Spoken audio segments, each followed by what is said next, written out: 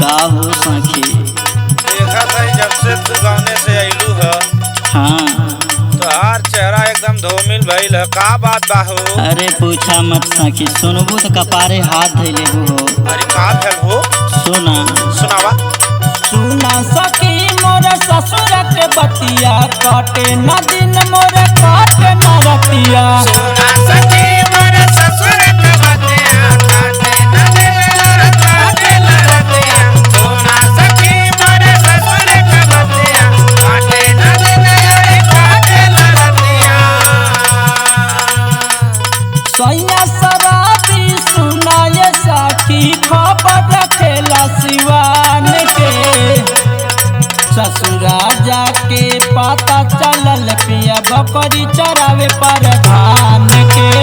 ससुरा जाके पता चलल पिया बकरी चरावे प्रधान के।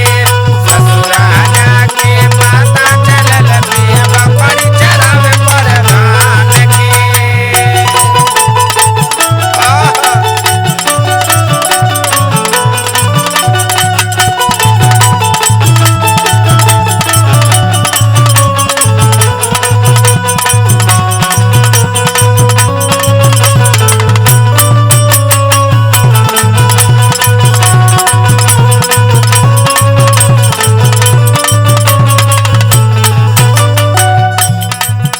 सखी का सखी?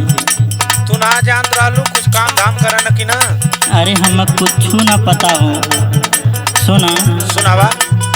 घूमी घूमी पिए लतारी हो, साजी के देला गारी हो। साजी के देला गारी हो, साजी के देला गारी हो।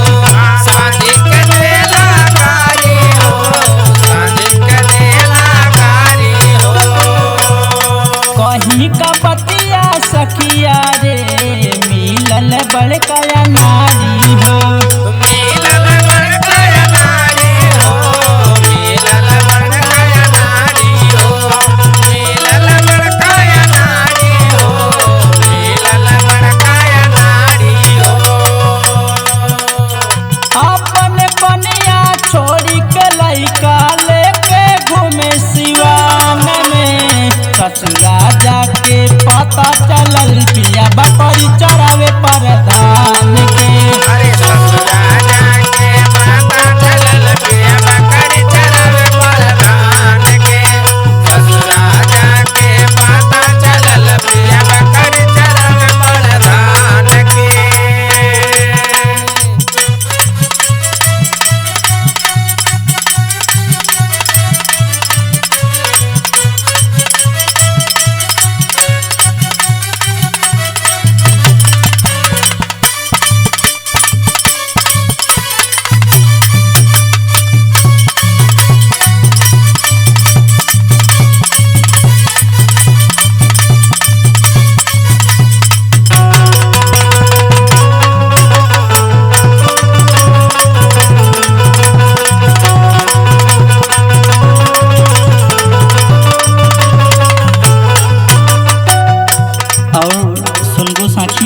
हाँ हाँ काहे ना सुनब हो।